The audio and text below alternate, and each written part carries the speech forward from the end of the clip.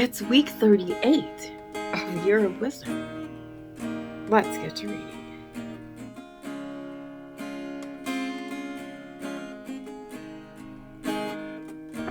Day 261. Job 23 and 24. Then Job answered, "Even today my complaint is bitter. His hand is heavy despite my groaning. If only I knew where to find him so that I could go to his seat, I would plead my case before him and fill my mouth with arguments. I would learn how he would answer and consider what he would say. Would he contend with me in his great power? No, he would certainly take note of me. Then an upright man could reason with him, and I would be delivered forever from my judge. If I go east, he's not there. If I go west, I cannot find him. When he is at work in the north, I cannot behold him. When he turns to the south, I cannot see him. Yet he knows the way I have taken. When he has tested me, I will come forth as gold. My feet have followed in his tracks. I've kept his way without turning aside. I have not departed from the command of his lips. I've treasured the words of his mouth more than my daily bread. But he's unchangeable, and who can oppose him?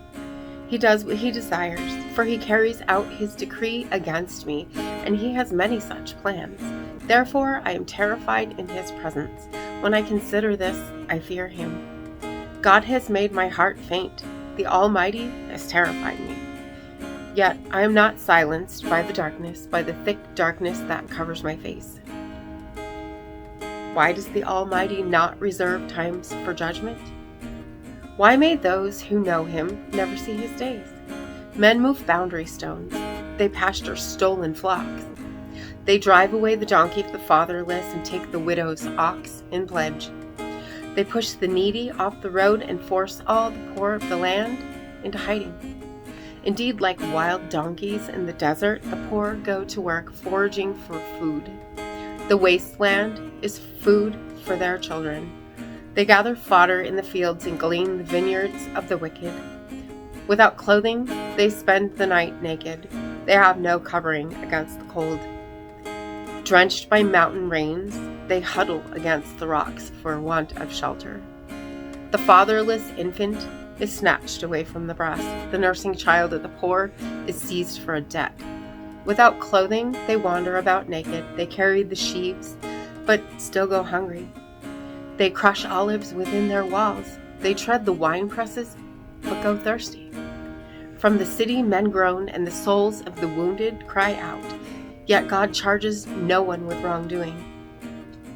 Then there are those who rebel against the light, not knowing its ways or staying on its paths. When daylight is gone, the murderer rises to kill the poor and needy. In the night, he's like a thief. The eye of the adulterer watches for twilight, thinking, "No eye will see me."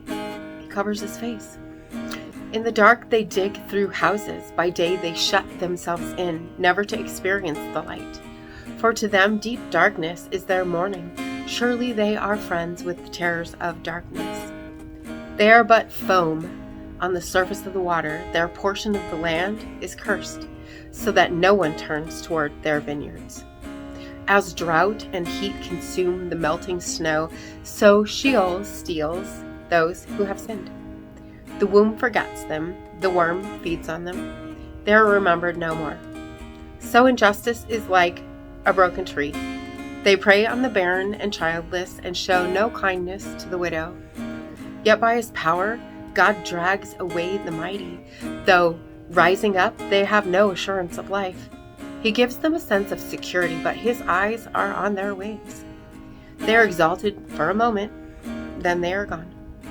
They are brought low and gathered up like all others. They are cut off like heads of grain. If this is not so, then who can prove me a liar and reduce my words to nothing? Proverbs 18. He who isolates himself pursues selfish desires. He rebels against all sound judgment. A fool does not delight in understanding, but only in airing his opinion. With a wicked man, comes contempt as well, and shame is accompanied by disgrace. The words of a man's mouth are deep waters. The fountain of wisdom is a bubbling brook.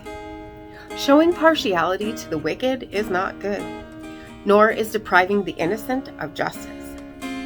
A fool's lips bring him strife, and his mouth invites a beating. A fool's mouth is his ruin, and his lips are a snare to his soul. The words of a gossip are like choice morsels that go down into the inmost being.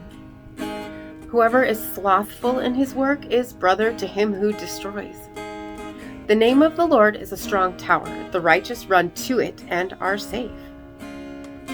A rich man's wealth is his fortified city. It's like a high wall in his imagination. Before his downfall, a man's heart is proud, but humility comes before honor. He who answers a matter before he hears it, this is folly and disgrace to him. The spirit of a man can endure his sickness, but who can survive a broken spirit?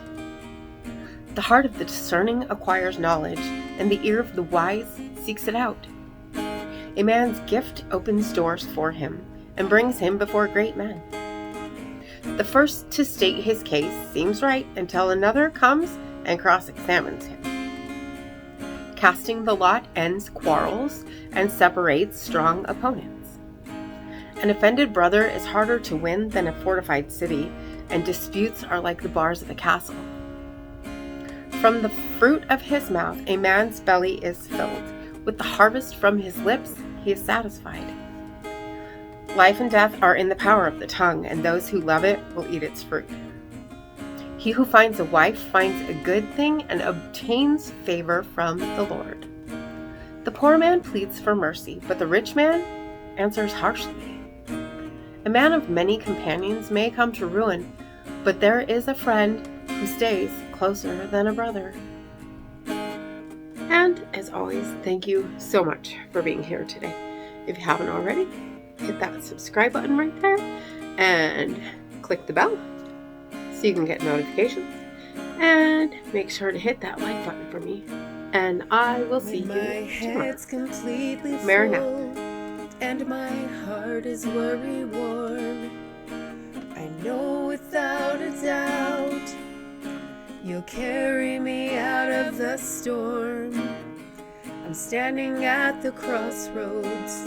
I'm lost without a clue. I need a big pink neon sign to show me what to do. I thank you, Lord. It glorifies you when you're the only answer. I praise you, Lord, for holding what's too much for me. And I'm amazed by you, Lord, because nothing's too big and nothing's too small to lay at your feet.